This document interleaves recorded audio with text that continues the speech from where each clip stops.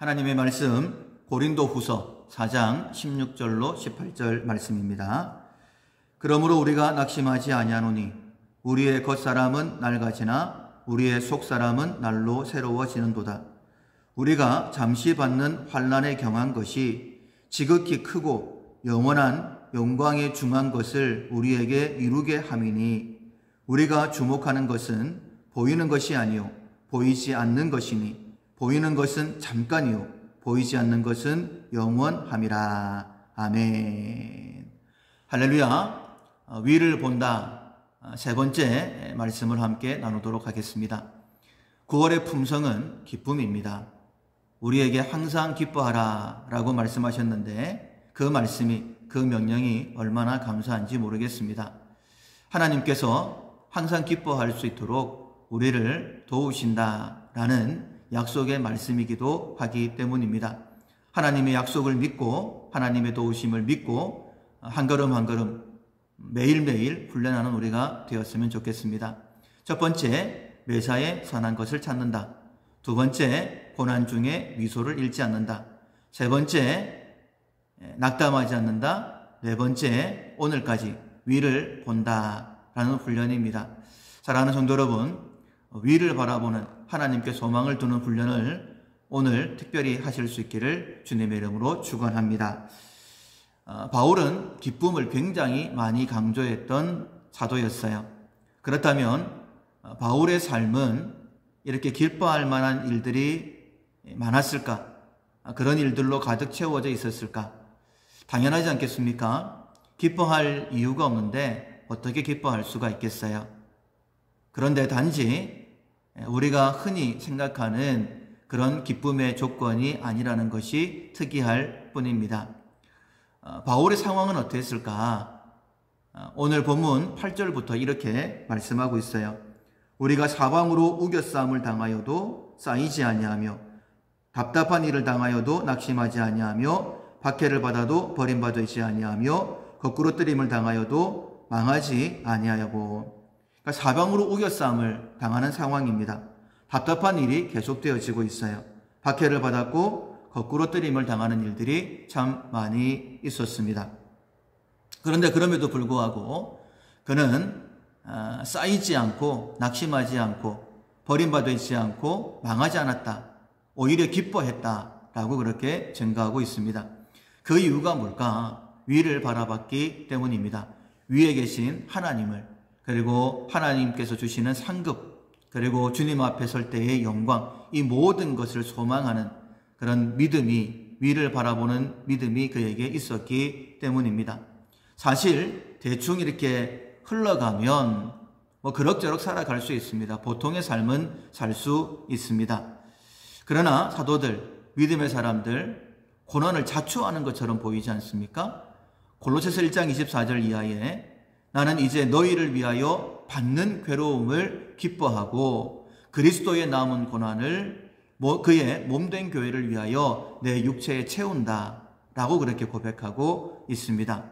그러니까 예수님처럼 나도 죽음을 위해 살아간다 라고 그렇게 고백하고 있는 거예요. 도대체 이유가 뭘까요? 왜 편안하게 사는 것을 포기했을까요? 소나기는 피하고 가라 라는 말이 있는 것처럼 조금은 천천히 또 적당히 타협하면서, 왜냐하면 그때 당시는 너무너무 핍박이 심했던 시기이지 않습니까? 예수 믿는다고 죽임을 많이 당했어요. 빨리 죽는 것보다는 조금 오래 살면서 많은 사람들에게 복음을 증거하는 것도 유익하지 않았을까요? 그런데 왜 불나방처럼 죽음을 전혀 두려워하지 않고 앞으로 전진해 나아갈까요? 그런데 그들 속에는 기쁨도 가득합니다. 그 이유가 뭘까요? 그것은 바로 위를 바라봤기 때문입니다. 위에 계신 하나님, 하나님이 허락하실 상급, 그 영원한 영광을 바라봤기 때문입니다. 이런 믿음이 있었죠. 11절에 보면 우리 살아있는 자가 항상 예수를 위하여 죽음에 넘겨짐은 예수의 생명이 또한 우리 죽을 육체에 나타나게 하려 함이라. 그런즉 사망은 우리 안에서 역사하고 생명은 너희 안에서 역사하느니라. 이렇게 흘러가는 거예요. 예수의 생명이 먼저 받은 바울에게, 그리고 바울에게 있는 그 생명이 복음을 듣는 많은 사람들에게 흘러가고 있다. 이렇게 믿음의 고백을 하고 있습니다. 그러니까 예수님의 죽으심으로 말미암아 내가 새 생명을 얻었던 것처럼 나의 죽음으로 말미암아 너희들도 예수를 믿고 새 생명 가운데 거하게 된다라는, 여러분, 새 생명이 살아나는 거예요. 그것을 진짜 믿는다라고 한다면 지금의 고난도 기뻐할 수 있지 않겠습니까? 요셉이 형들에게 보복하지 않고 오히려 형들을 돌봐주고 또 그 가족들을 돌봐주겠다라고 할 때 이렇게 고백합니다. 창세기 50장 20절에 당신들은 나를 해하려 하였으나 하나님은 그것을 선으로 바꾸사 오늘과 같이 많은 백성의 생명을 구원하게 하시려 하셨나니, 자기가 당한 고난으로 말미암아 많은 생명이 구원을 얻었어요. 그 사실을 지금 목도하고 있기 때문에 요셉은 기뻐할 수 있었던 것입니다. 역시 마찬가지예요. 우리가 믿음으로 나의 죽음으로 말미암아 영원한 또 생명들이 살아나게 된다라고 믿게 되어지면 우리 역시 상황에 얽매이지 않고 그렇게 기뻐할 수 있게 되는 것입니다. 사랑하는 성도 여러분, 우리는 믿음의 사람들이죠. 히브리서 12장 2절에 보면 믿음의 주요 또한 온전케 하시는 이인 예수를 바라보자. 그는 그 앞에 있는 기쁨을 위하여 십자가를 참으사 부끄러움을 개의치 아니하시더니 하나님 보좌 우편에 앉으셨느니라. 우리가 믿고 또 바라보며 따라갈 예수님, 십자가의 부끄러움을 개의치 아니하셨다. 그러니까 십자가의 상황을 전혀 부담스러워하지 않으셨습니다. 개의치 않으셨어요. 왜냐하면 그 앞에 있는 기쁨 때문이었습니다. 그리고 그로 말미암아 지금 하나님 보좌 우편에 앉아 계신다. 영광스러운 자리에 앉아 계신다라고 말씀하고 있는 것입니다. 사랑하는 성도 여러분, 우리는 믿음의 사람들입니다. 우리는 주님을 따라가는 사람들. 그래서 죽음도 두려워하지 않지만은 죽음 이후에 영광스러운 부활도 있지 않습니까?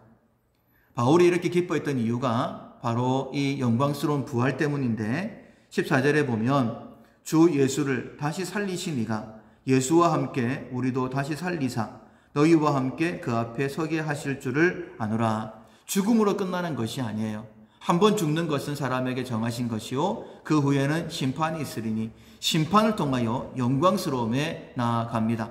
그런데 주님의 앞에 영광스럽게 서는 것이 나 혼자 서는 것이 아니라 나를 통하여 복음을 듣고 새 생명을 얻은 그 많은 영혼들이 함께 서는 거예요. 그래서 바울은 이렇게 고백합니다. 너희들이 내 자랑이고 내 면류관이다. 그러니 주를 위하여 죽는 것도 유익하다라고 빌립보서 1장 21절 말씀에 그렇게 고백할 수 있는 거예요. 죽음도 유익한데 그 어떤 환경이 바울을 흔들어 놓을 수 있겠습니까? 마지막으로 본문의 말씀으로 고백을 하고 있죠. 그러므로 우리가 낙심하지 아니하노니 우리의 겉사람은 낡아지나 우리의 속사람은 날로 새로워지는도다. 핍박이 있기 때문에, 박해가 있기 때문에, 우겨싸움을 당하기 때문에, 답답한 일들이 계속되어지기 때문에 그의 겉모습은 계속 후패해지고 있는 거예요. 낡아지고 있는 것입니다. 그러나 그 마음속의 소망, 위를 바라보면서 하나님의 상급, 받게 될 영광을 바라보면서 속사람은 날마다 새로워지고 있는 거예요. 강건해지고 있는 것입니다. 우리가 잠시 받는 환난에 경한 것이 지극히 크고 영원한 영광에 중한 것을 우리에게 이루게 하매니 무엇이 중한 것인지를 정확하게 알고 있는 것입니다. 우리가 주목하는 것은, 우리가 바라보는 것은 보이는 것이 아니요 보이지 않는 것이니 보이는 것은 잠깐이요 보이지 않는 것은 영원함이라. 여러분, 무엇을 바라보시겠습니까?